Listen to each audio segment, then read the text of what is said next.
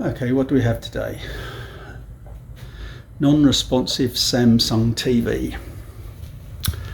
If we have a look underneath, you can see the LED's flashing and the TV's trying to turn on, but nothing else is happening. And if I hit the remote, you can see that it sees the remote command, but nothing else is happening. And you'll see it do a little cycle, then it tries to turn on like that, and then off. So okay, let's get into it. Okay, so first thing I'm going to do is get the TV mounts off, and then we'll take the back off, and we'll start analysing the boards and working out which board we think's failed and what we're going to do about it. Okay, you've got to be very careful not to put any heavy weight on this. Also make sure you've got it well supported and it's not just supported on the glass, because otherwise you're going to break the glass and be in a worse situation than you are now. Having trouble with my thumb after I had it put back on. Can't feel anything with it, so it's just makes everything difficult. The sensation is coming back, but it just makes jobs like this very hard.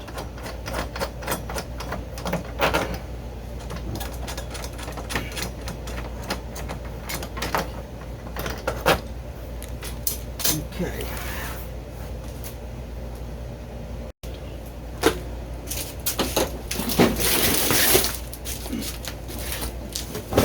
Okay, so there's a little cutout here, and if you put a little levering tool in, you can start to pop a little, you hear them giving away, and you just come in. These are tools I use for removing card trims. They're just nice and easy. So just get in there, and because they're plastic, they don't mark anything. Just got to come around here and just pop it all off.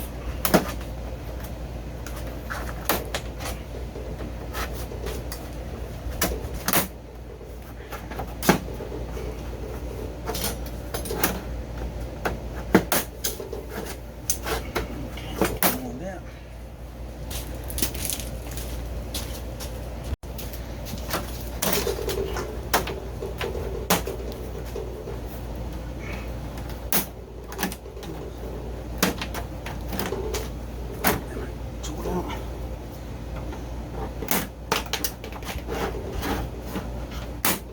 Just gradually, just be very gentle. You're not trying to put too much pressure on anything.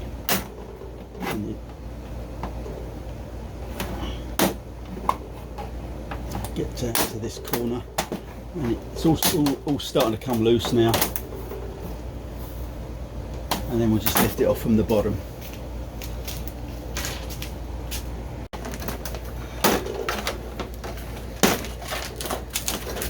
Being gentle, and there's off.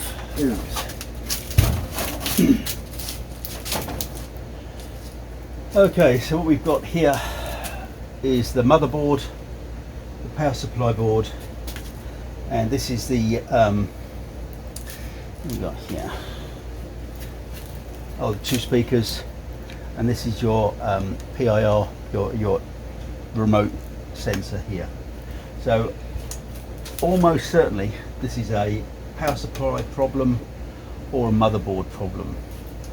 So what we're going to do is we're going to measure the outputs from this socket here and see whether we're getting the right outputs, and then we've either got to get this board or we've got to get that one.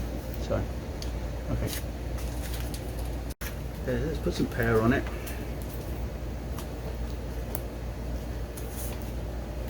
So the screen is trying to fire and then it's going out.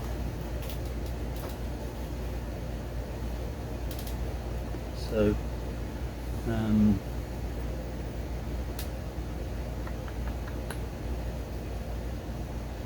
it's fortunate just here on the output to the motherboard, it's got all the voltages, it's got all the voltage marked. So what we need to be able to do is measure the voltages on this socket. But I'm going to have to see, it keeps firing and going out. So let's unplug the motherboard and see what happens. Oh, so the screen's come alive. So the screen is now on. So it leads me to think that it's actually a motherboard problem, not a power supply problem.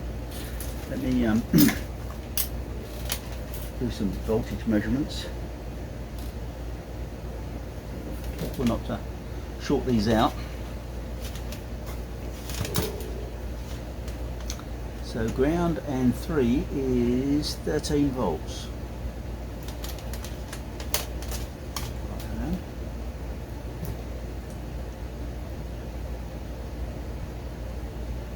Nothing.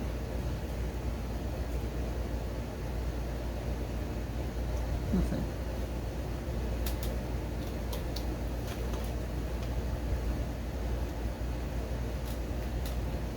Volts. 13 volts. You should have 3 lots of 13 volts, which we do. 1, 2, 3, no, 4 lots of 13 volts, and that should be 13 volts there, which it is. And then we've got another ground at the end. Click that, and then we've got 13 volts there. Now the other side, power on off, power on off. There's a lot of grounds and power. So I would suggest that the power supply is good. So it's a motherboard problem. Okay. Yep. The power supply is giving out what it's supposed to be giving out. And I bet you as soon as I plug that motherboard in, that crashes that down and turns that screen off.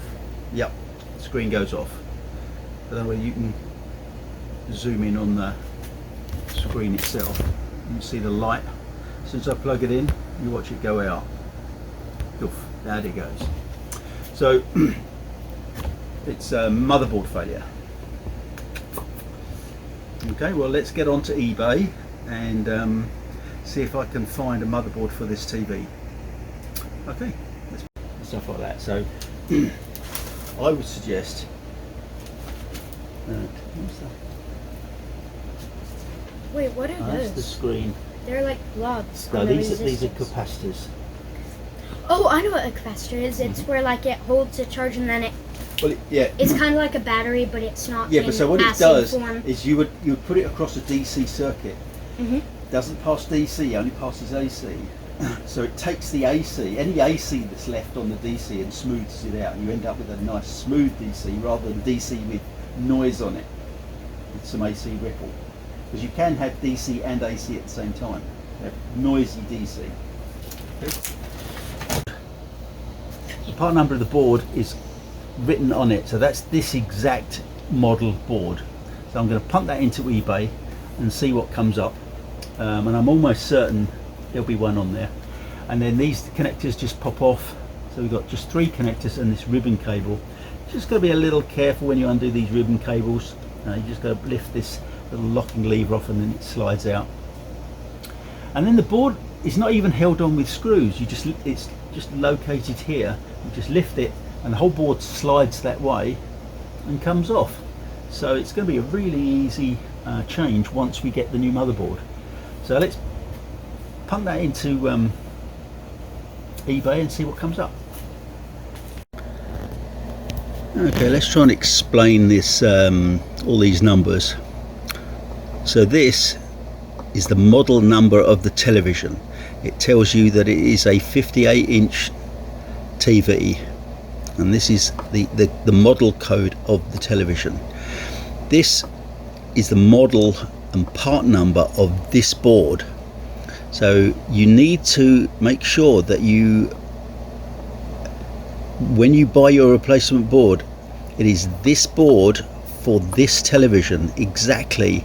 There are dozens of boards out there, and if you pick one for a 65-inch TV which has the same board number, it will try and drive a 65-inch TV which you don't have. So it's very important that both of these numbers are on the board that you buy.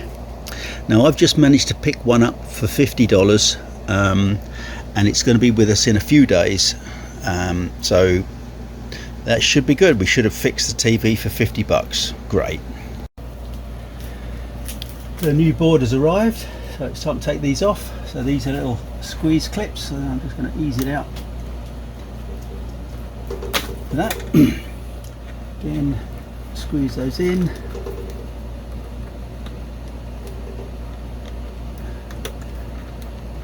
Pop that out. This has got to push this tab down. So push the tab down, and that's out. Now this is a locking tab, so be careful not to break these off. Though this is coming off, so I guess it's not a problem really. You just have to lift this bit.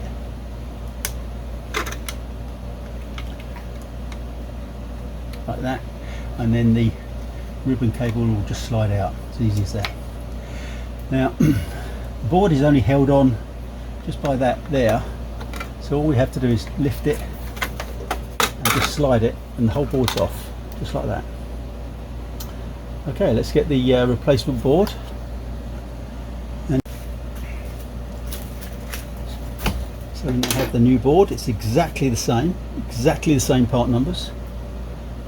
So we're just going to line up these 4 little hooks that slide in underneath, like, no, put them lined up, and all 4 there, and slide it, and that's it, locks it in place. Now we'll put that one in, this one, make sure they go all the way in, they click home, like that. And this, you've got to make sure that you lift that tab up, slide this in all the way. You've got these little cutouts here. Now those cutouts have got to go all the way in there like that, and then that just comes down and locks it in place. So that is the replacement board done. So let's fire it up and see what happens. Okay, let's hit the power and turn it on. I'm just, I think I'll turn it, put the power on like that.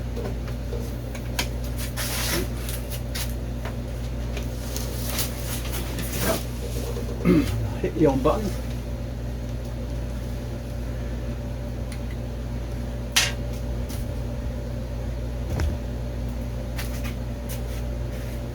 And nothing's happening.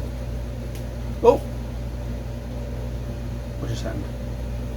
Let's stop hitting the button there. I think you just turned it. And it's on! Why do we have half the screen? Is that supposed to be like that? Yeah, it is. Yes! Fixed! Okay, great. So let's turn it back off and put the cover back on. Okay, so next thing we've got to put the cover back on.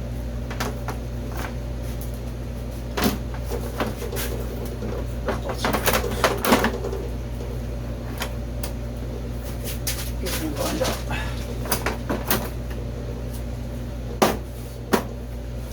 I'm going to do more of a squeezing rather than a pushing down. I don't want to push down onto the screen. I'm going to just sort of put these little clips in. You hear them popping in. Wherever they are. One there.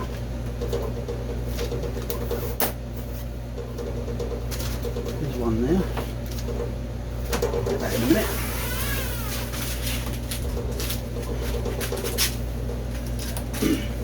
Now it's just a matter of getting the back on without cracking the screen seems with this far.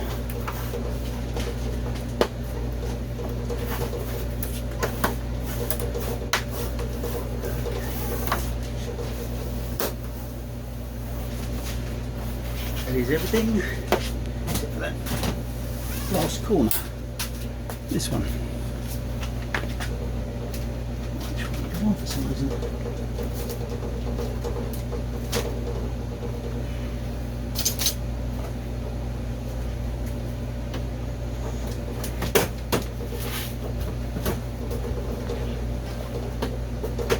Okay, that went that time.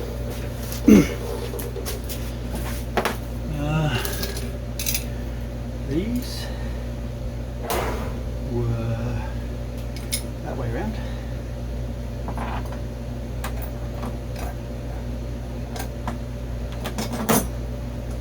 Once you've got these on, these pretty much hold back on as well, so I'm not worried too much about anything.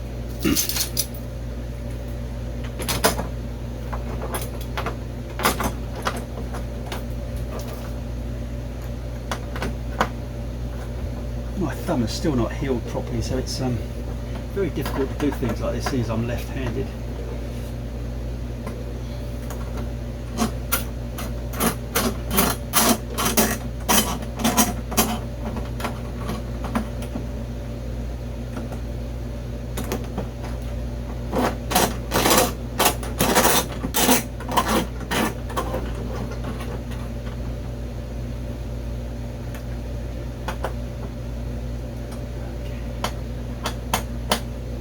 Okay, let's go hang it on the wall. Well, got the TV on the wall and it wouldn't fire up again. It was doing the same thing as before, so it's now had new motherboard. We tried a new power supply board to it because I was wondering, was the motherboard loading the power supply and it failing when it was under load, even though all the voltages were correct when we were testing them. And in the end, with a different power supply board, a different motherboard, the when I looked at the supply going to the screen, it seemed like it was going through a boot cycle. It would start to fire up and then it would fall over. And I did a bit of homework on that. And evidently what can happen is if one of the gate drivers on the screen fails, it won't allow, it'll tell the motherboard to shut down rather than boot up. Now on some TVs you've got, the screen's driven in two halves, and in some TVs you've got two ribbon boards that come to the two halves of the screen, and you can work out which half of the screen has failed. And sometimes you can even work out which line has failed. And on that ribbon board, you can cover up just one of the tracks on the ribbon board, which is the track that's telling the screen telling the motherboard to shut down. And from that, you can get the TV up, and you may get a black line or something like that on the screen, but that's it. Unfortunately, this is different. It just has one ribbon cable that then gets split to the two halves of the screen, and it was the primary side of the screen split that has failed, because I split half the screen, the secondary half of the screen, and it was still going through that boot failure. And if I undid the ribbon cable from the motherboard, it would boot up, but of course it's not driving the screen. It wouldn't do the boot, and you could hear the sound and everything running, but you've got no screen drive because you've unplugged the ribbon cable. So from that I deduced that it was the screen that was dead, and that was the end of that. So I went on Facebook Marketplace and bought a whole new TV for $300. So done. Bit of a shame. We tried our best, but we can't always fix everything. So I hope this has been helpful, even though we didn't actually manage to fix this TV. I have recovered a couple of other TVs in the past through the same process. So I hope this is helpful, and I'll catch you all soon.